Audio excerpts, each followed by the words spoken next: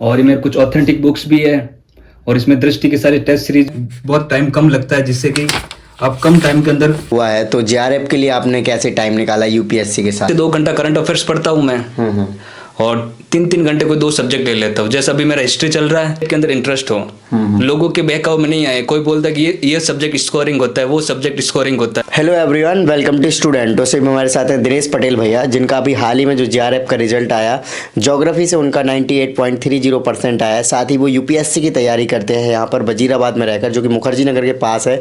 तो आज हम उनसे बात करेंगे कि वो यूपीएससी की तैयारी के साथ उन्होंने जेआरएफ कैसे क्लियर किया और वो क्या बुक्स फॉलो करते हैं, क्या उन्होंने टाइम टेबल बनाया, जो भी बातें इस वीडियो में कवर करते हैं। तो अभी तक आपने चैनल को सब्सक्राइब नहीं किया तो चैनल को सब्सक्राइब कर लीजिए, इस वीडियो को लाइक करें और आपके जो भी क्वेरीज होते हैं आप हमें इंस्टाग्राम और फेसबुक पर मैसेज कर सकते हैं। मेरा नाम दिनेश पटेल है और मैं यूपीएससी की तैयारी कर रहा हूँ। चलो मैं मेरा रूम विजिट करवाता हूँ आपको। मैंने दृष्टि से कोचिंग कर रखी है और ये मेरी सारी बुक्स है और मैं आपको बुक लिस्ट के बारे में बता देता हूँ। ये मेरे दृष्टि की सारी बुक्स है।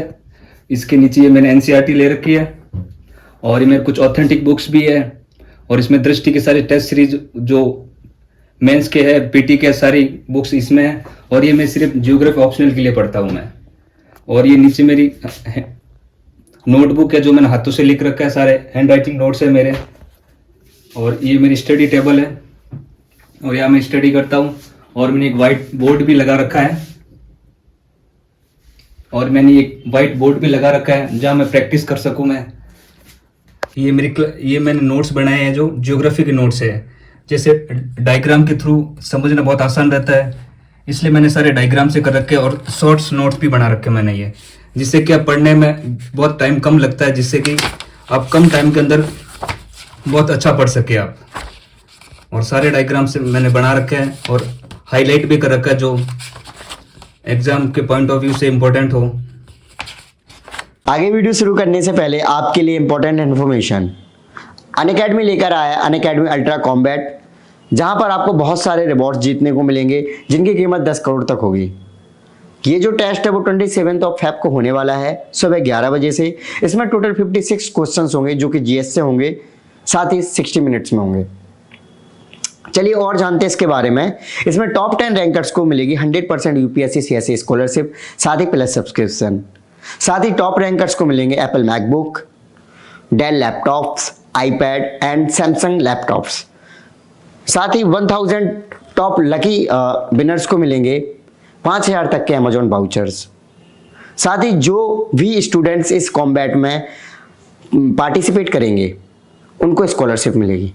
चलिए साथ ही मैं आपको बता दूं यूए लाइट टेस्ट सीरीज के बारे में, जो कि आपकी प्रिपरेशन में काफ़ी हेल्पफुल होगी। वीकली टेस्ट होंगे जो कि टोटल 60 टेस्ट होंगे जो कि 1 ईयर सब्सक्रिप्शन में होंगे। वीकली एनालिसिस होगा ऑफ टेस्ट का विथ अनअकैडमी टॉप एडुकेटर्स के साथ ही इसमें आपको एक परफॉर्मेंस इंडेक्स मिलेगा, जिससे आप अपनी प्रिपरेशन को चेक कर पाओगे कि आपकी प्रिपरेशन कैसी चल रही है और आपका लेवल क्या है। गाइस, आप फ्री में एनरोल करना चाहते हैं अल्ट्रा कॉम्बैट में या फिर आप लेना चाहते हैं सब्सक्रिप्शन यूए लाइट का, तो मेरा कोड स्टूडेंटो यूज करें। साथ ही आप पाएंगे, अगर मेरा कोड आप स्टूडेंटो यूज करेंगे तो आप फ्री में एनरोल कर पाएंगे। साथ ही आप अनलॉक कर पाएंगे एक बेस्ट सब्सक्रिप्शन विद 10% डिस्काउंट के साथ। तो दोस्तों, अपनी प्रिपरेशन को बेहतर बनाने के लिए मेरा कोड स्टूडेंटो यूज करें। वीडियो के डिस्क्रिप्शन में लिंक है, आप डायरेक्टली जाकर एनरोल कर सकते हैं।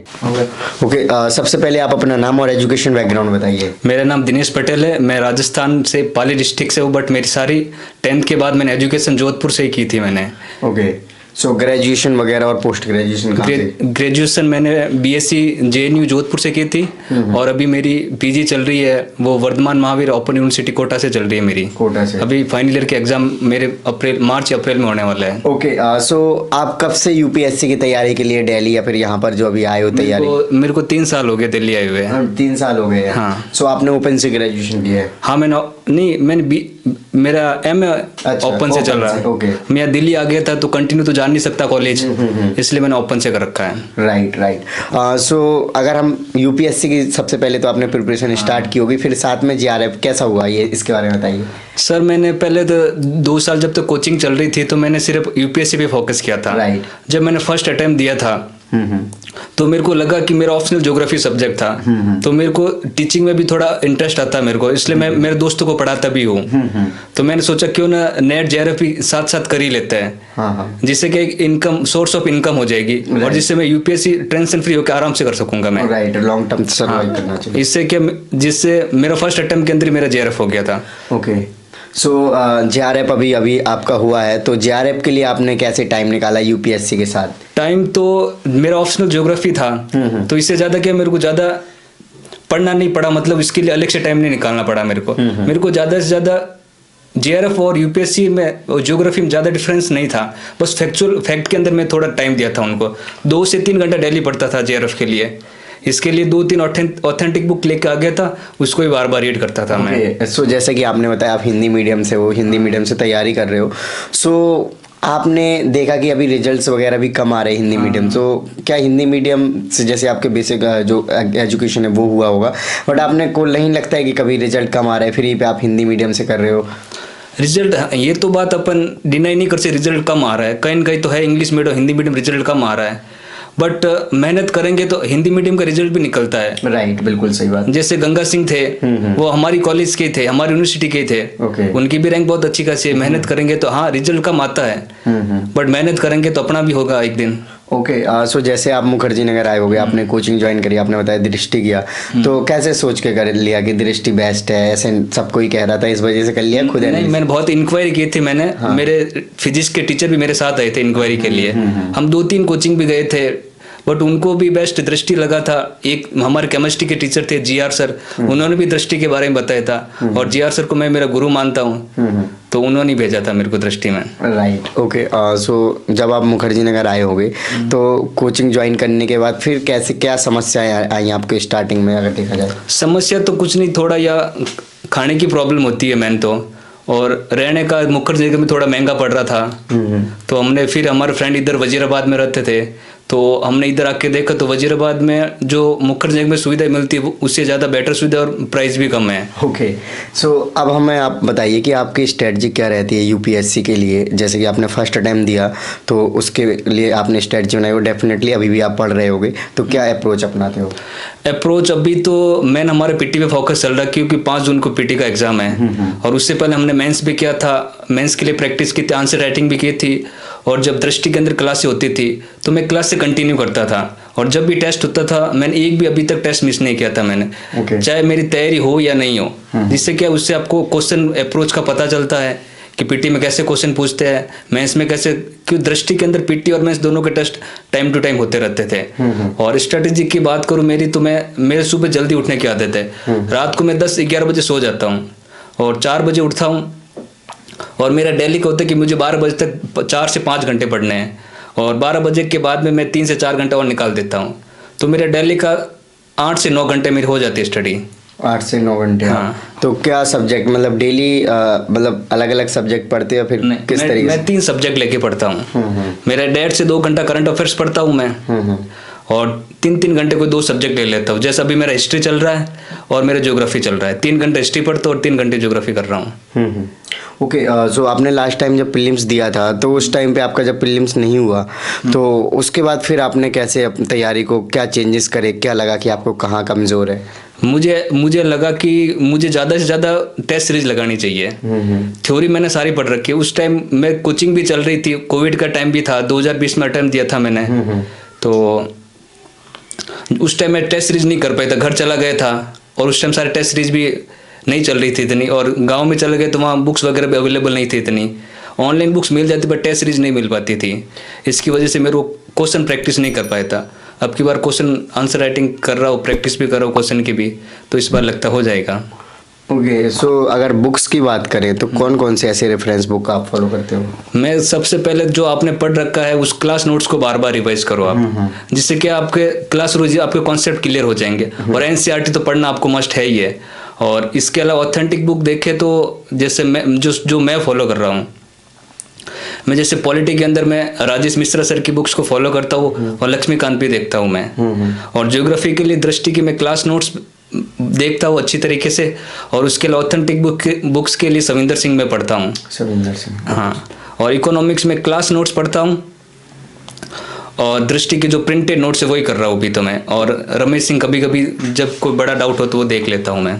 ओके, सो अभी प्रीलिम्स आने वाला है तो उसके लिए आप प्लान कर रहे होगे, तो क्या अभी मतलब अभी फिलहाल के टाइम पे क्या कर रहे हो पढ़ाई में? फिलहाल अभी सर अभी मैं टेस्ट सीरीज लगा रहा हूँ, अभी टेस्ट सीरीज दे रहा हूँ मैं।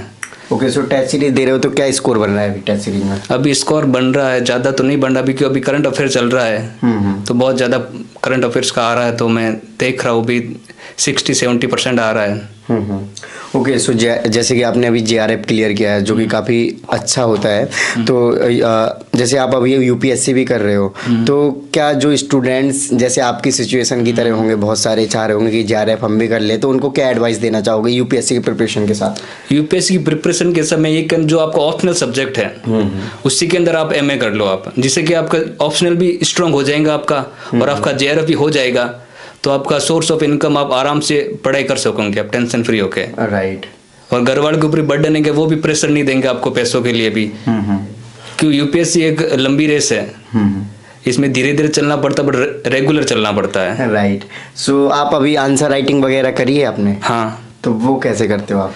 आंसर राइटिंग में जब कोचिंग करता था उस टाइम भी सर क्वेश्चन देते थे, टाइम टू टाइम हम आंसर राइटिंग करते थे और चेक भी करवाते थे, तो उससे हमारी अच्छी प्रैक्टिस हो गई थी।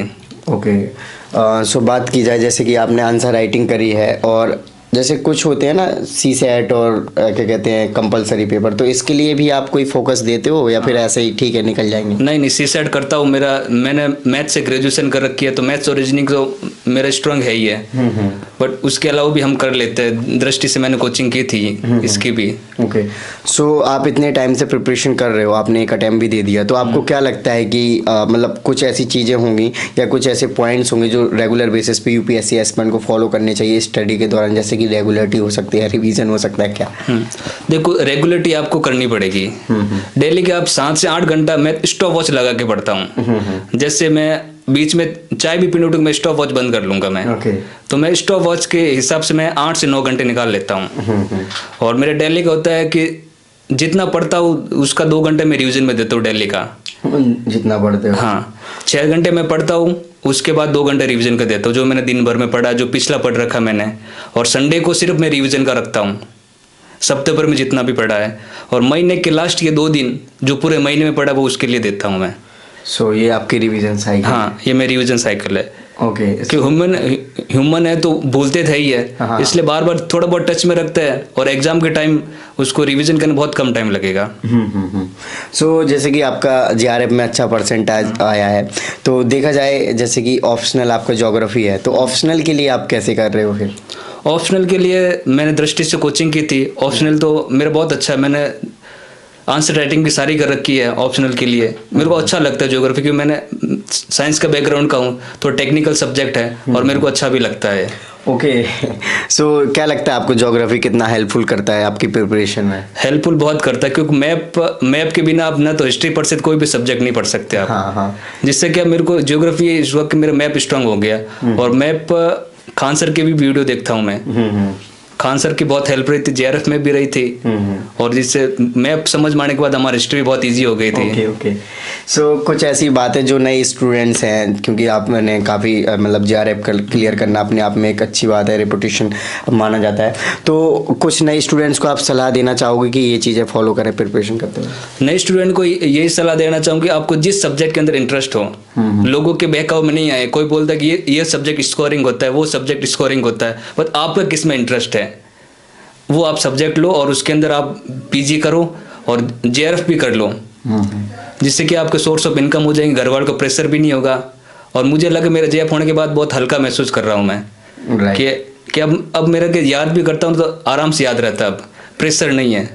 लेकिन 2-3 साल हो गए तो दिमाग में आता ही है। सो अभी आप जैसे मुखर्जी नगर के पास ही रह रहे हो, तो क्या दिल्ली आना भी जरूरी है UPSC एस्पिरेंट या फिर JRF करने के लिए? नहीं, JRF करने के लिए इतना कोई जरूरी नहीं है, पर हमको UPSC के बारे में पता भी नहीं था जब तक हमने ग्रेजुएशन की थी। वो तो हमारे फिजिक्स के टीचर थे, उनसे पूछने के लिए गया था, तो उन्होंने मेरे को सजेस्ट किया था। तो हाँ, एक बार कोचिंग कर लेनी चाहिए आपको, कोचिंग कर लेनी चाहिए, जिसका आपको आइडिया मिल जाता है क्या पढ़ना क्या नहीं पढ़ना, क्या छोड़ना आपको। और लोगों के साथ आप टेस्ट वगैरह दो, आप कंपटीशन का भी पता चलेगा मेरे से कितने आगे, मैं कहाँ स्टैंड करता हूँ। इसलिए एक बार कोचिंग कर लेनी चाहिए, फिर आप सेल्फ स्टडी करो, आप फिर आप टेस्ट रिज्वाइन करो, ज़्यादा से ज़्यादा क्वेश्चन प्रैक्टिस करो।